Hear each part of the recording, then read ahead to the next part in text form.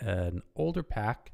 This is, it looks on the Ableton site like this might be discontinued, so I'm hoping that everybody can still get a hold of it. Maybe they just stopped selling it. I'm not sure. It's probably been in my collection for a long time. Anyway, it's called Classic Synths. And it looks to me like it's going to offer up some really great sounds for anybody who wants to try to work on 80s oriented sounds, FM subtractive mainly. And these are interesting because it looks like what Ableton did was really reached out to their developer community from the Max for Live community. And then they got this guy to put together 3 synths, and they focus on FM and subtractive, and then there's kind of a lo-fi one they say is good for lo-fi percussion sounds. So we'll check that out. But this pack just contains 3 instruments, and we're going to look at them in today's live stream and kind of get a sense for what kind of sounds they could work for. I think that these would work really well for any kind of retro sound where you want to bring in that 80s sound. Maybe you want to step outside using analog, right? So analog is going to be a great Ableton device for creating some analog subtractive sounds. Operator's fantastic, FM synthesizer. There's certainly, you already have all the tools you need in Ableton to develop lo-fi sounds or subtractive sounds or FM sounds, but sometimes you're looking for something fresh, right? Maybe even you're working on new electro type styles. You're looking for something that's very synth heavy, pop. You're looking for something that is going to have kind of an 80s vibe, and then maybe you want to create layers with stuff that is programmed slightly differently. So if you maybe paired analog or operator with these plugins from Classic Synths, then you could probably get some really interesting sounds. So let's go over to the computer here, and what I'm going to do is I'm going to zoom in here, and we're going to go, I like to right click and go show default lesson, okay? And that brings up this info over here. Whoops, I didn't mean to freak anyone out. So this is generally the same information on the website. So this guy, Katsuhiro Chiba, has developed 3 synthesizers, all inspired in the 80s. There's this Op4, which is a clone of the TX81Z, which Yamaha, probably DX7 is one of the best known FM synths. Super popular, kind of affordable. So Yamaha has they kind of own, I think, the reputation for getting FM off the ground, at least as a commercial endeavor. So having something here, this is a 4 oscillator synth. Part of Yamaha's 2nd generation of popular FM synthesizers, capable of producing 8 different waveforms. The synth was capable of a wide variety of timbres, from classic FM bells and electric pianos and so on and so forth. Became particularly famous for the lately bass preset, a staple sound on numerous early house and Detroit techno records. So we'll want to listen to that. Let's check that out. So this is the Op4. So I'm going to go over here. I'm going to zoom in here. So you have these 3 different devices, the August, the Sep2, and the Op4. So we've got a variety of presets.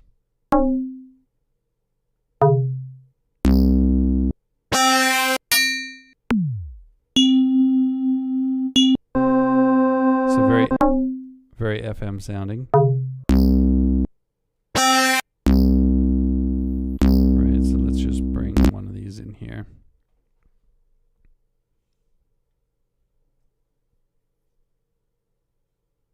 I guess I am running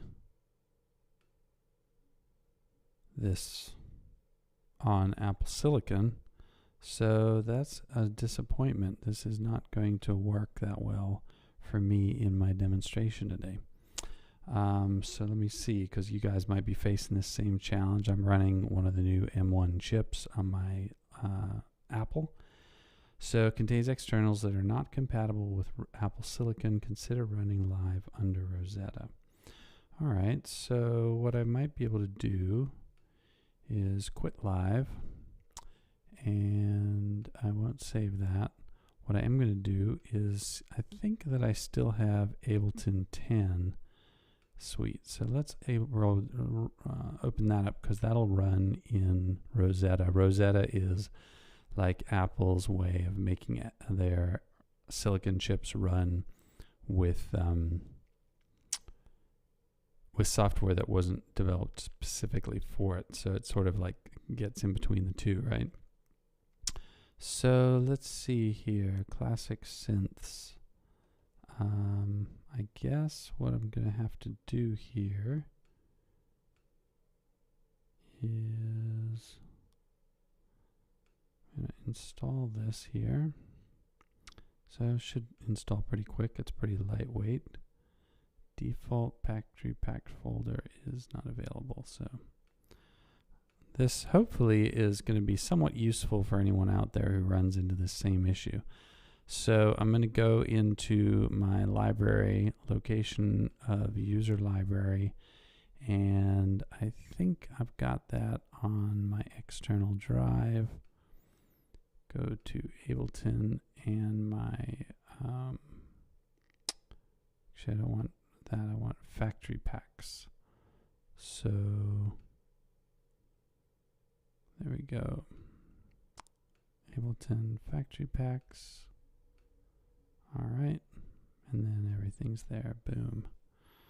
All right, so then I go to classic synths.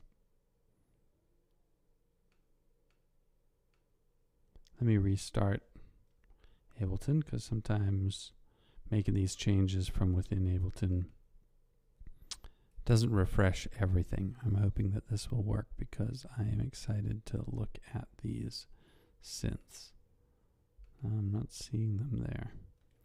So let's see about some alternatives, some alternative possibilities. So let's go to, it may be that this factory pack collection has already been kind of upgraded and oriented around my Apple Silicon version. So I'm going to go ahead and create another factory packs folder, but I'm going to call this one Rosetta. So I know it's for Ableton 10. All right, I'm going to, no, I do not want to move everything over there. I just want to use that folder. And now if I open up, go ahead and quit live again. Open it up, and my hope is that I'll be able to just install that pack. So there they are. Interesting. Okay, well, let's check it out.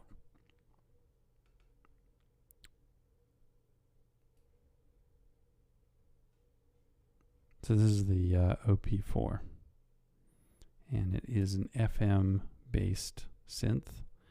It definitely took a while to load in there. I wonder if that is probably Apple Silicon issues. And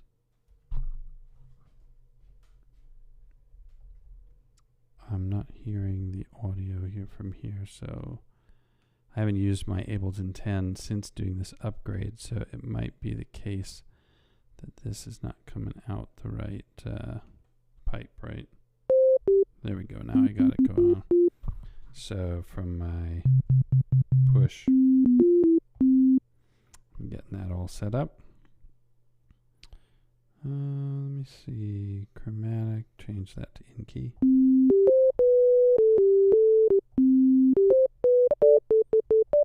Sounds very like Atari video game or a Nintendo type video game sounding, at least this default preset. So let's look at some of the things in here. So this is FM synth. So we are looking at algorithms over here. And got a variety of different algorithms that we can use. So these just look somewhat familiar from operator, right? And then you've got these 4 operators here, which I guess you can enable and disable them. So at its most fundamental level, I can just have one here. I'm going to have, this is my envelope, I guess, for attack, decay. There you go. So that's my envelope. I've got this wave. Sorry, I didn't have my screen up there for you. So these are the algorithms right over here. And then you can disable or enable these different operators. So I'm playing MIDI right now, but no sound's coming out. I'm going to enable this one. Now audio's coming out. And I can change the envelope here using these controls down here. I'm going to say, I guess that's the release. I actually have to click on this wave and then hold and kind of cycle through the different waves. So this is giving me a variety of different waves that I can use.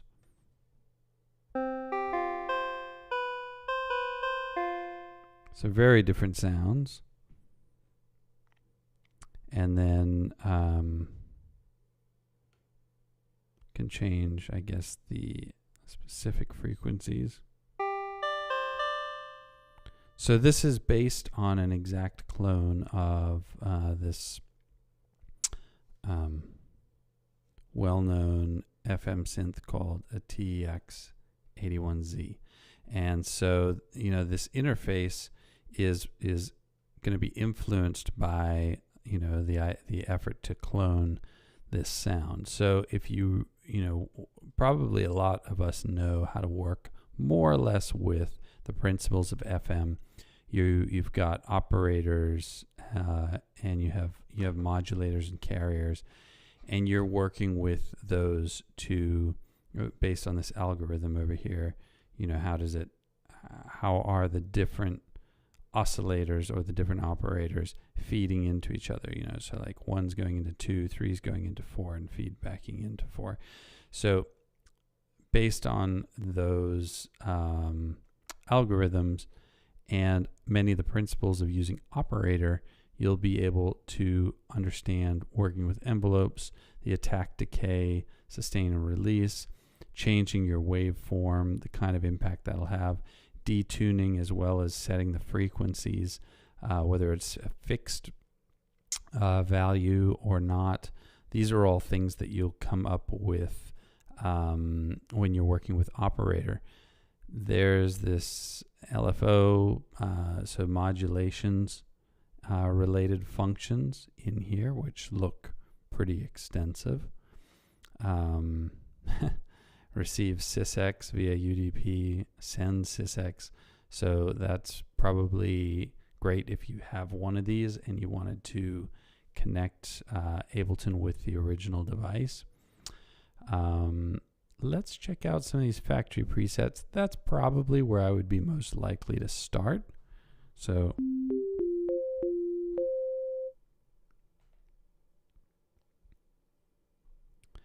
and one thing I'm kind of curious about is if I go into devices here and I'm looking at my packs and I go into, did I miss it? There it is, classic synths. So these are some of the presets.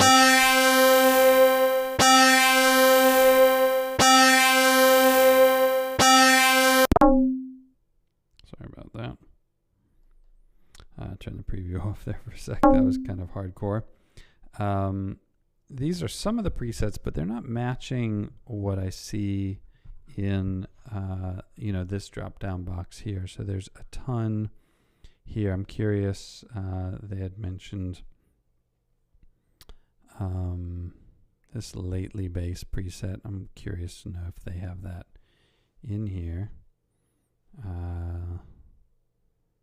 Let's see. I don't see that listed. Maybe my eyes are not working, but I'm not seeing it. Let's listen to some of these presets though. You can't switch the presets from the push, unfortunately.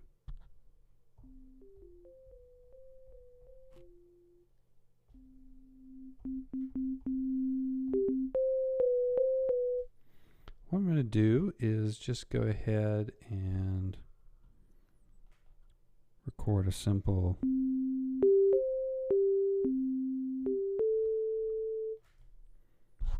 clip there, and I'm just modifying this here. Go to my clip view, I'll start the loop over there, quantize this information. Oops, let's quantize this to quarter notes. I just really want to hear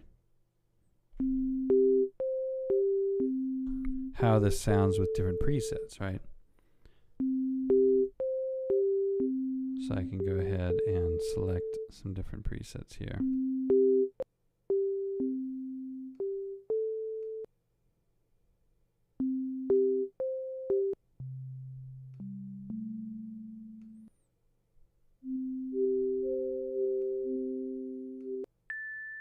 Really nice sounding, very warm, very original.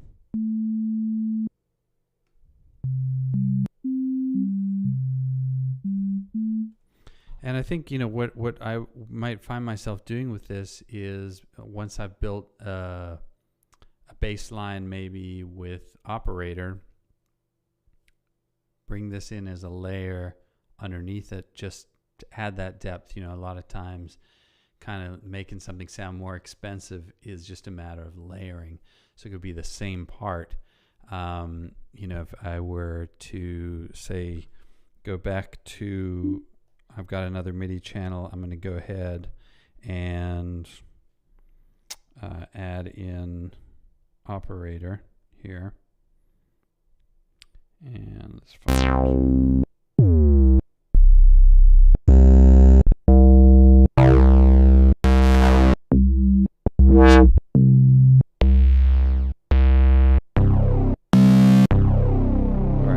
that in because that's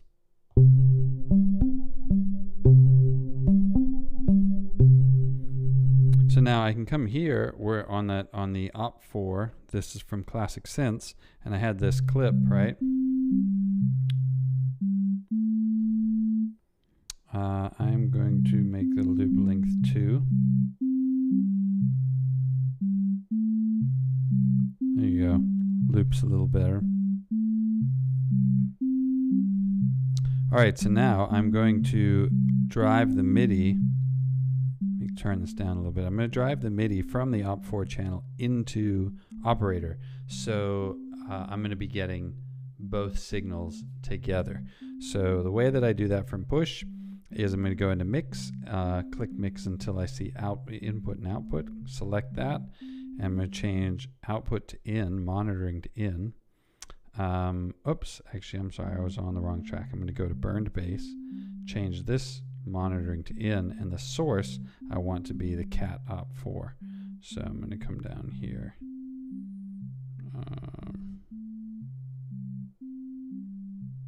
There it is. So now I'm getting both sounds, right? So you can see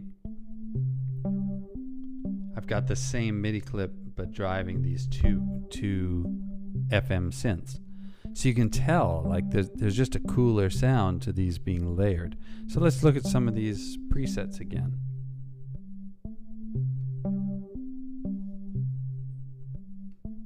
Come in here. And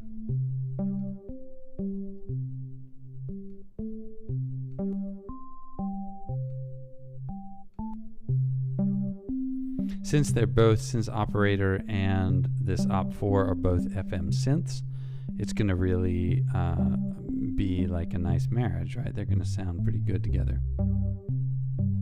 but a lot cooler than maybe just having the one synth, either operator or this op4. So having another pretty advanced and FM synth with a good reputation is kind of nice to just have thrown in here. Let's check out the other one here, though. This, I think they said, this August. This is inspired by Fat Sound's classic analog synthesis, so this is going to be subtractive. First oscillator produces a pulse wave with an adjustable pulse width control, which allows various types of sawtooth and square wave timbres. So a lot of times pulse width can get you similar timbres. It's not going to produce an actual sawtooth, but a square wave with an adjusted pulse width can definitely get you those brighter, more harmonic, rich timbres. So it contains its own dedicated chorus effect, resonant low-pass filter, modulated by an LFO. Okay, so let's check this out and see what this sounds like. I'm going to get rid of my two simple audio channels, and we're going to bring in August here.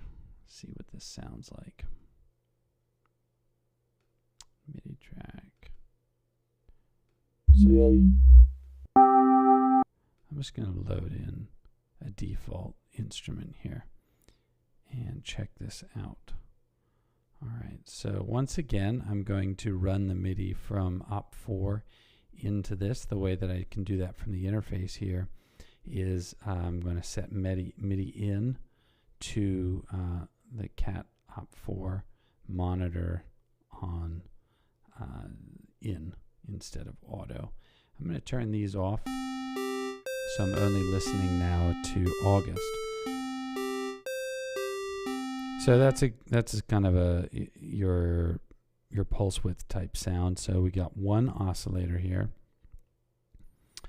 I guess oscillator 2 is saw or noise. And then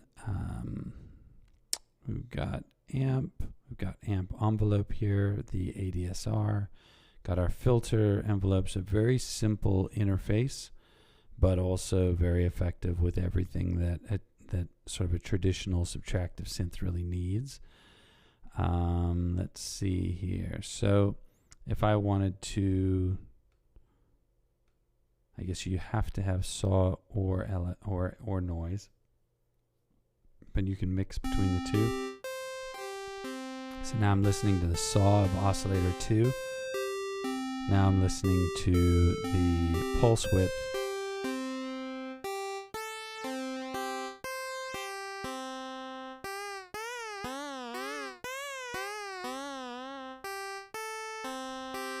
So what I'm going to do, this has the detune and pitch affected by LFO, which sounded pretty weird, right? But this is actually the pulse width being modified by the LFO over here, which gets us a very 80s sound.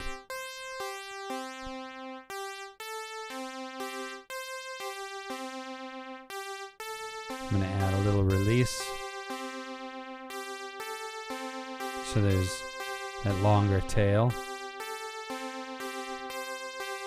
This is a very, very rich sound. Very 80s. Reminds me of lots of 80s soundtracks that I've seen.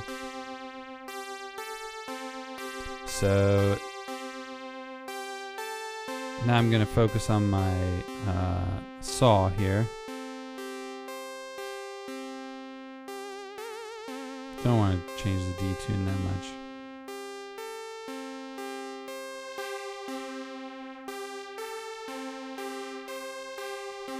I'm going to turn my cutoff and then increase my envelope control here, so how the envelope is actually working. I'm going to let the attack stay there.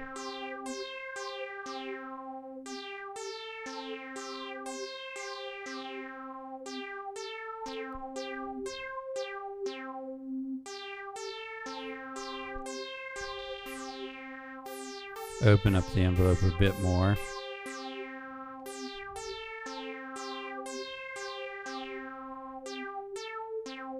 One of the nice things to do when you are learning synthesis is there'll be a tendency to use the amp envelope to create the shape of your sound, but actually doing it with the filter, it has a very similar effect insofar as the filter will, by filtering highs and mids out, you essentially reduce the volume of what's audible because people's ears hear higher frequencies better than bass frequencies.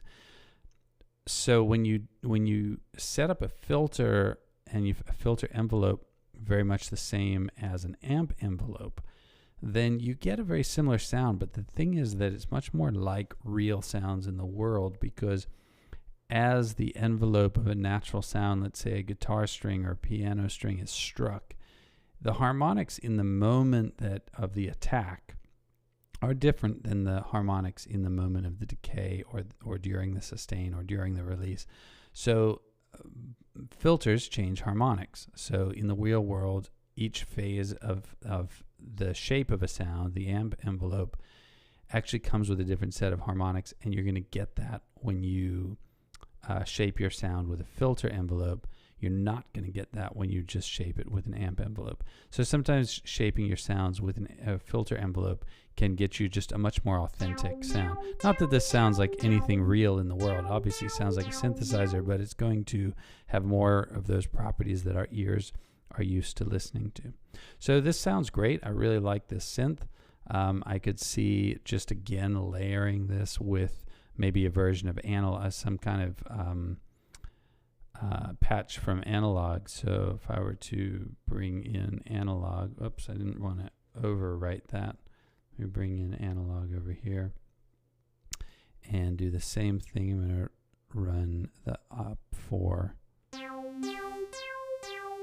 and I'm going to select a slightly different sound. I'm going to go with some kind of synth lead.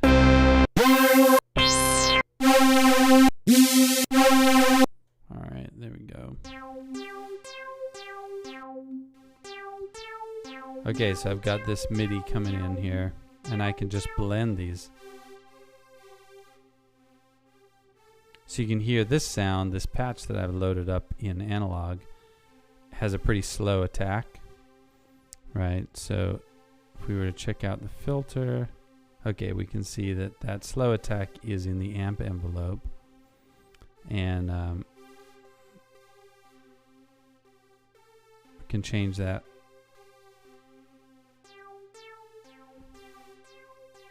So when we blend these, they both have a more similar attack.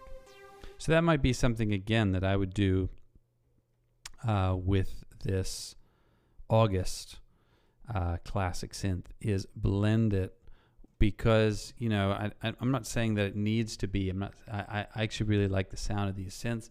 I don't think the interface is that great, but since they are going back to the 80s, probably makes sense that the interfaces are kind of clunky, because they were actually pretty clunky on those classic devices. But I'm more thinking, you know, what's the value of this to an Ableton producer here and now who already has analog and has operator? I think layering synths really can add a lot to your productions. I know I've had many, many productions that sound way better when I just layer some synths up. It just creates a harmonic richness that either is extremely time consuming to create with one synth, or it's just kind of pointless. Like, why bother when you could just bring in these two flavors? So I'm seeing this classic synths pack as a nice addition to what I already have. So let's just take a look at the very last one here, which is going to be under packs. Let's go down here, and that is the SEP2. And I'm going to go ahead and load that up. And I've just got to wrap up here in a minute because I got to go. But what I see here is this is supposed to be kind of lo-fi sounds. oriented around, they say, specifically percussion. And since it's sine waves, it's only 2 sine waves. It's extremely limited. You're not going to be able to create the same range of sounds that you might with, say, a wavetable or the other 2 FM, the other 2 synths in this pack, the FM and subtractive, because 2 sine waves together are going to give you a much more limited set of options, what kind of timbres and partials you can create. So this would be more simple, but also probably really well suited to getting retro sounds, because in those days, one of the things that was influencing the tone and sounds that you were getting from these classic 80s instruments was oriented around the fact that people were having to be very creative and innovative around really limited tools, because these were actually circuits you had to build, and these circuits had to be, they were necessarily very simple because of the technology that was available at that point in time, and what you can build into a physical instrument versus what you can build into a software instrument is much, much more limiting. So moving into looking at this synth could be a really good way to force yourself into that same constraint. So I hope this has been helpful. These classic synths are available through Ableton. It looks to me like you're going to want to run them in the Rosetta version. But if you're not on Apple Silicon, it really doesn't matter anyway. If you're running on Windows, it'll probably be fine. And hopefully you can get something out of them. Maybe even sample them, create an instrument out of them. But they are a nice addition for anybody working on some sort of more retro 80s synth style music. So I will check out on that, and I'll see you a little later in the week. Thanks again. Oh, also leave comments if there are any packs that you would like me to cover, and I will see you on Wednesday. All right.